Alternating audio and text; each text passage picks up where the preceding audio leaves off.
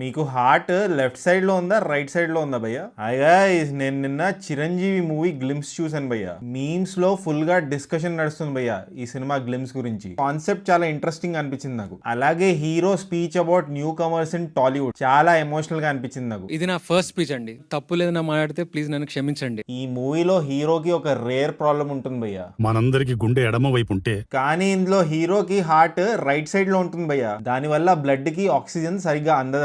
ఆయన బాడీ మొత్తం బ్లూ అయిపోతుంది. హీరోయిన్ లిప్ కిసెస్ ఇచ్చి ఆక్సిజన్ అందిస్తుంది. అదే సిపిఆర్ అంటారు కదా, అప్పుడు హీరో మళ్ళీ నార్మల్ అవుతాడు. కానీ ట్విస్ట్ ఏంటంటే ఒకరోజు హీరోయిన్ గమనిస్తుంది after marriage heart beat left side వినిపిస్తుంది ఏంటి? చిరుకి రైట్ హార్ట్ కదా. Mind is blown. అసలు హీరో ప్లాన్ ఏంటి? హీరోని ఎవరైనా రిప్లేస్ చేశారా? ఈ కొత్త వాడు ఎవరు? ఒరిజినల్ హీరో ఏమయ్యాడు? చాలా క్వశ్చన్స్ రేజ్ అయ్యావయ్యా. ప్లాట్ చాలా ఇంట్రెస్టింగ్ గా ఉంది. చిరంజీవి గ్లిమ్స్ వైపు మీరు కూడా ఒక లుక్ వేసేయండి.